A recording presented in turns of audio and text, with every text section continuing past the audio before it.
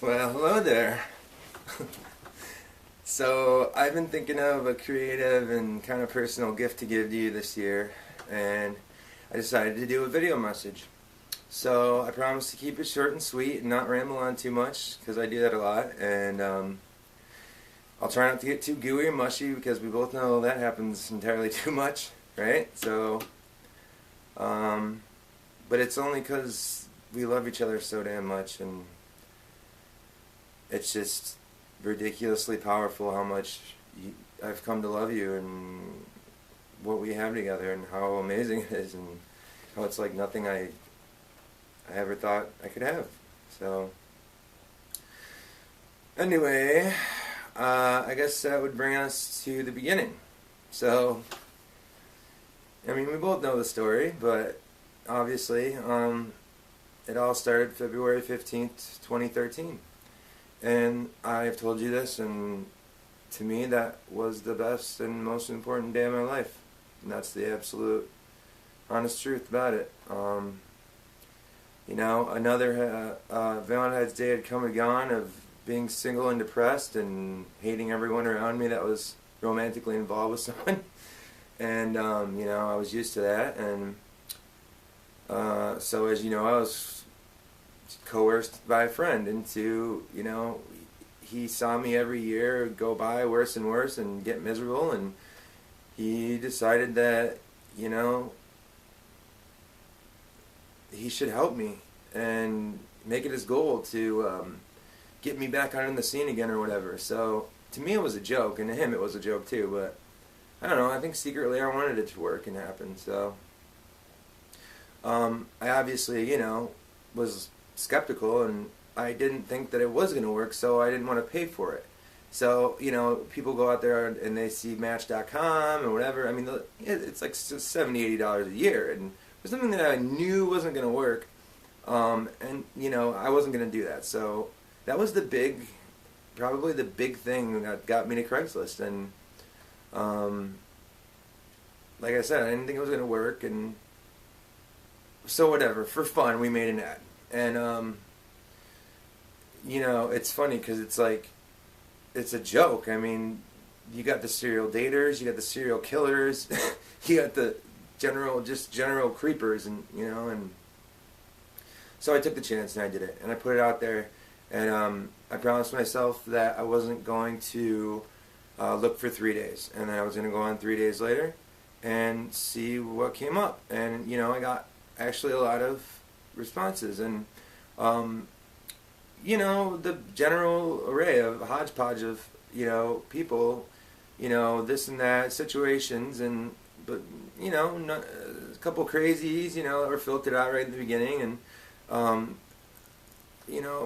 nothing that stood out, and nothing that was, I don't know, just real, and I talked to a couple people here and there, and things just generally fizzled. And I'll never forget. I got this sweet little message, and it was from you. And I'll never forget, because the 4 words that ended up finding you were "loneliness is a bitch." I wrote that, and you saw that kind of stood out, and you probably felt the same way I did. And you decided to take a chance too. So I got a response from you, and that, you remember, it was February 15th, 2013.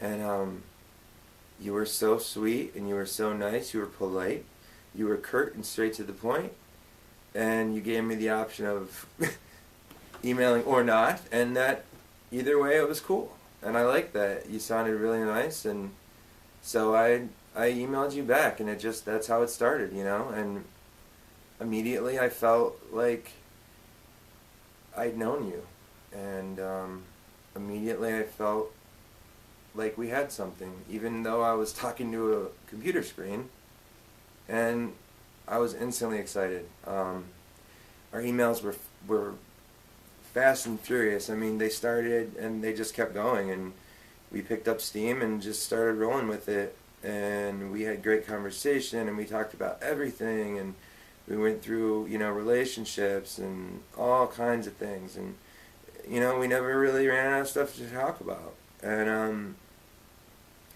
you were always very kind and very sweet, and just a pleasure to go back and forth with. And so anyway, after a while, obviously, we should meet, right? And this had already been a couple months, almost, I would say it was like a month and a half of us going back and forth. And then I got really sick with pneumonia. So I was totally hit. I could barely breathe. I was sick for like 5 weeks, and it was awful. I was hospitalized. So as soon as I got better, I didn't want to lose this girl. I felt like I was gonna lose you. You know, like your interest. And somehow we kept going through it. And you kept coming back to that keyboard just like I did for some strange reason. So we finally decided to meet, and obviously, you know, it was up to me to figure out what we were gonna do. And I obviously didn't make the best decision by picking a movie as our first date, but I did. And we went and saw Iron Man 3. You remember that? It's a very romantic movie. It's very romantic. So that was a great choice of mine. And, I figured that was just a safe, general, in the public, you know, something to do that we didn't have to talk a lot, but we could talk a little here and there if we wanted to and take it from there. And I honestly knew from that day that something special was going to happen. And I felt that as soon as I looked at you, and I know you didn't even think I was going to show up, and honey, I wanted to show up. Even though I was scared, I did it anyway, and I'm glad I did. And so anyway, that's how it started. And we kept going, we kept dating, and it just took off. And so, you know, you were living with your parents at the time, so you moved out, you got into your apartment, and that was great because, you know, I obviously was living here with my mom, and I couldn't exactly, you know, take this girl that I just met, you know, over to mom's house. And, hey, you want to come over to mom's? By the way, I'm 30 years old. Right, that works really well. So, so you had just gotten your own apartment, so it was perfect. So we had our second date. We hung out at your apartment, and that went really good too. And we had our first kiss, and it was a really good time. And I know you had a good time too. And after that, I knew that we were kind of like dating, you know, as we had gone on 2 dates, and we had agreed to go on a third, and it was, I don't know. I was so excited that day. So, let's see. So where does that take us from here? So we decided to keep talking after that and see each other, and we got on the kind of like once a week schedule. So we saw each other once a week, and we did that for a while, and that was good enough for a little while, you know. So that went on for a little bit, and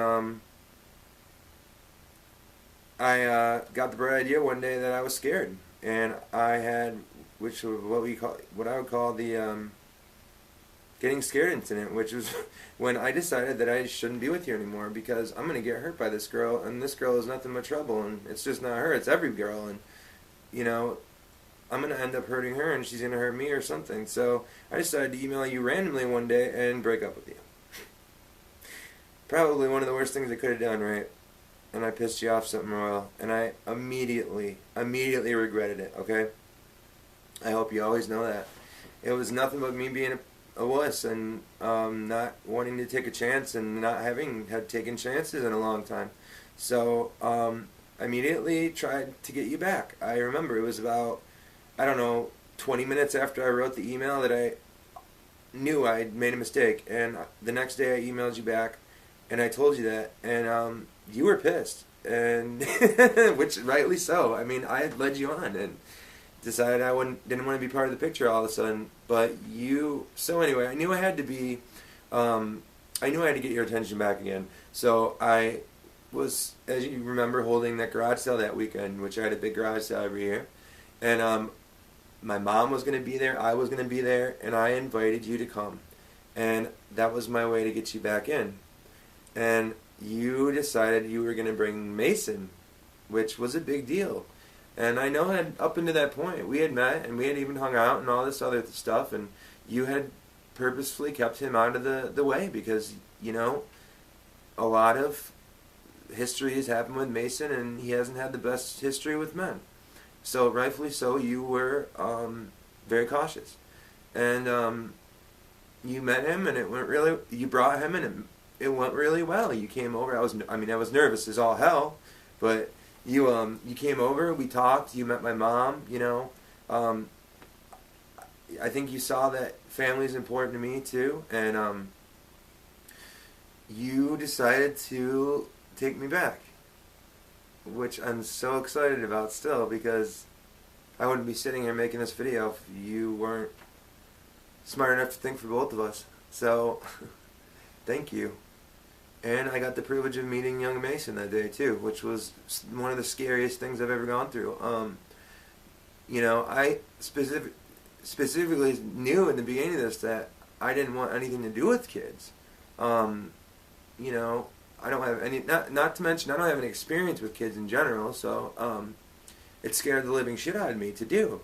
And, but I knew no matter what, through all the awkwardness, through all the quietness, through just us knowing each other though, I knew this was going somewhere.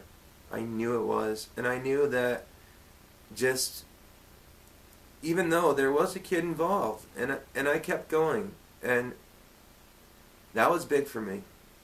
But you were big for me. And I told myself, and I wanted myself to know that this girl feels like she's worth it. And I liked her kid too. He just, didn't like me. So, in the beginning, he hated me. And he would try and find any way to hate on me. And it was, I didn't know what to think, He was talking shit to me talking shit about me left and right to anyone who'd listen. But it was all about things that really weren't bad. Like, I think he was complaining about how I brought you flowers too many times or something, So, I remember one day we were over Patty's, and Patty's son, Jay, said, told him to shut up and stop talking shit, because bringing your mom flowers is probably one of the best things that could happen to you. So, you could really complain about, better things. So, anyway, we kept moving. And we kept moving. We did the family thing. The first time I met your family was insane, because there was like 45 of you there. It was nuts. But I tried to hold it down. I tried to be funny. I made sure to shake everyone's hand and meet everyone. And,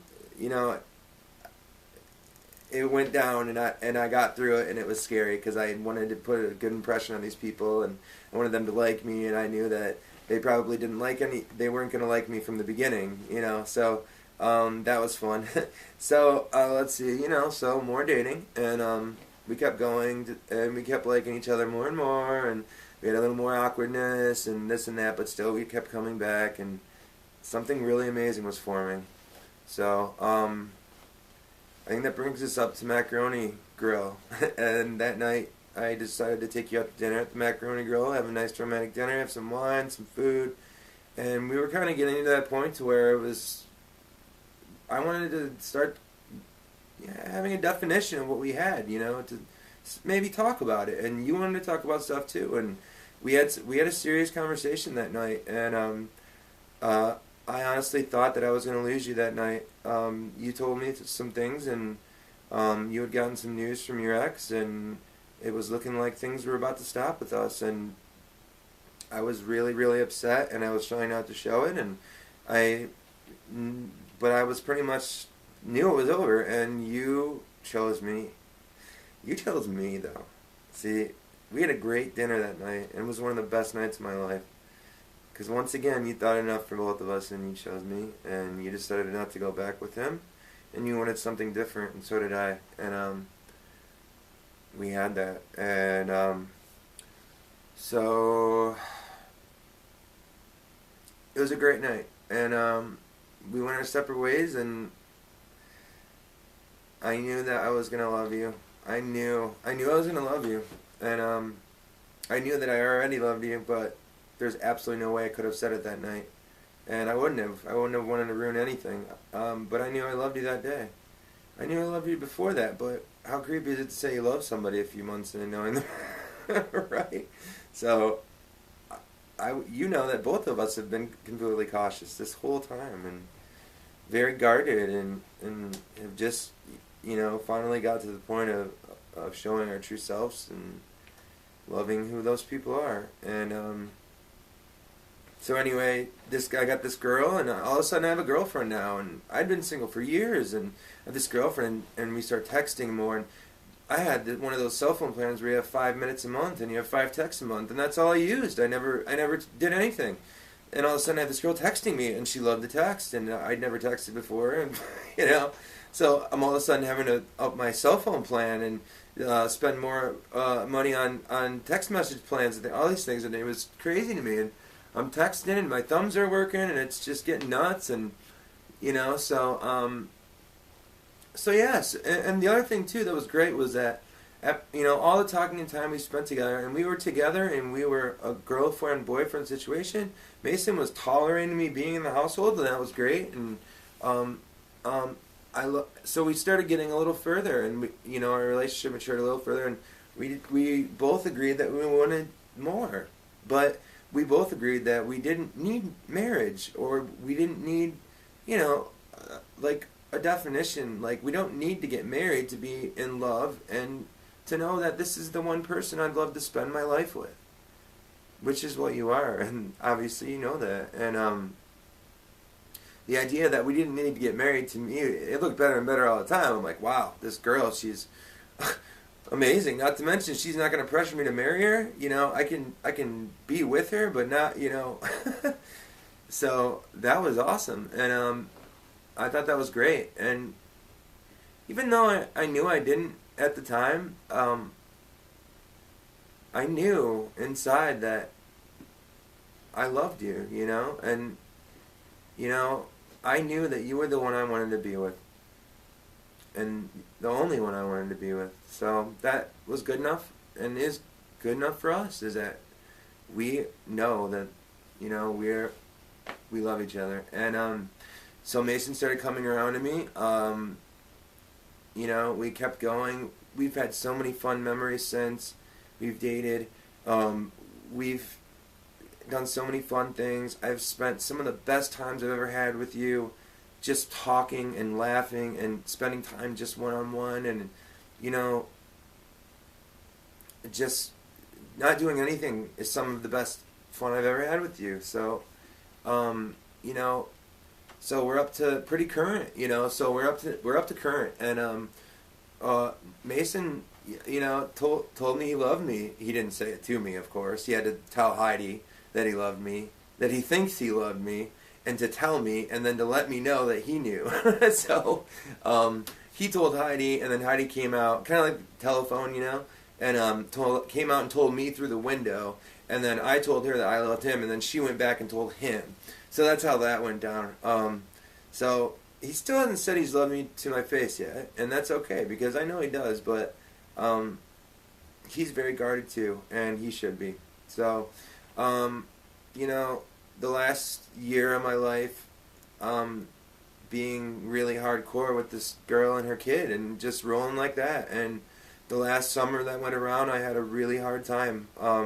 You know, I get very depressed. I get very down in the dumps, and Heidi's gone through a lot of shit with me with that.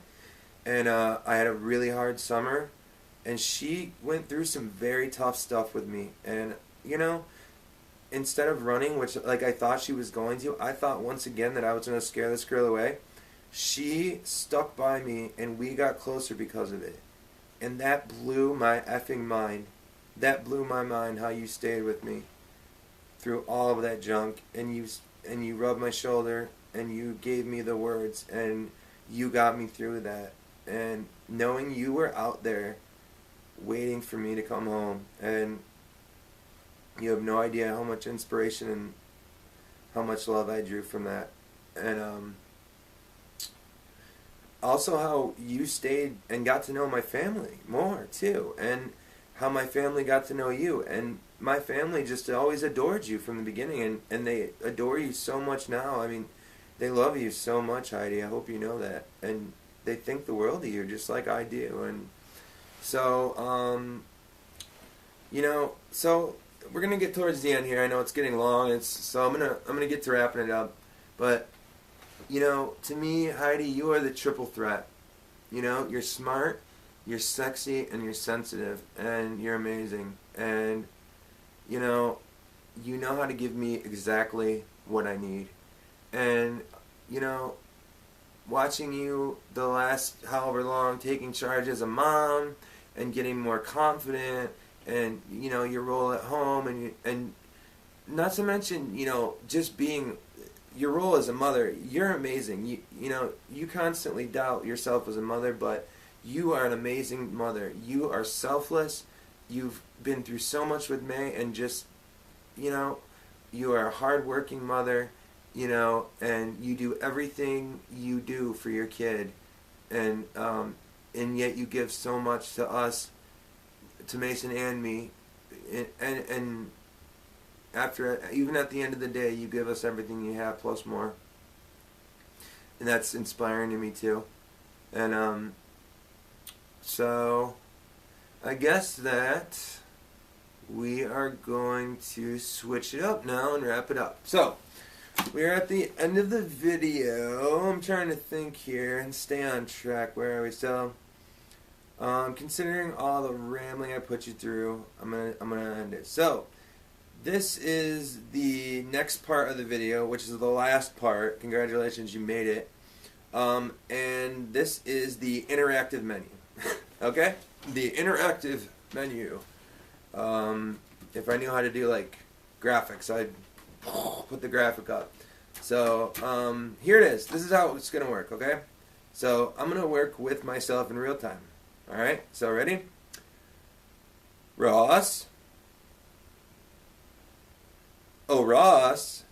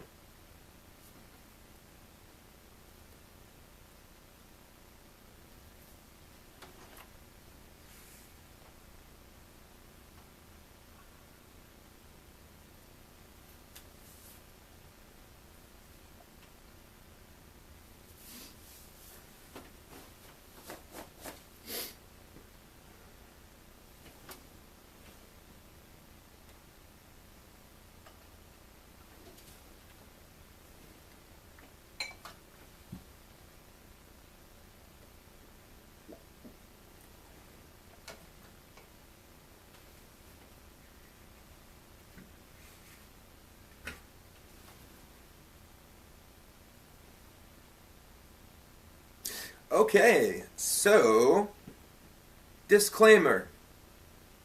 For some reason, if you said no or I have to think about it, this was all a big joke. Okay, this was all a huge joke. You know, just a joke. That's all it was. It was just a good old Christmas prank. You know, like I just thought it'd be awesome to screw with you about the whole marriage thing. So gotcha. Oh, I seriously hope you said yes, though, because this would really suck right now for me. So I love you and Mason with all my heart and soul, and I promise to do as much as I can and give you as much as I can for all of my life until there is no more air for my lungs to breathe. So Merry Christmas, baby, and I hope you enjoyed this as much as I did. I love you so much.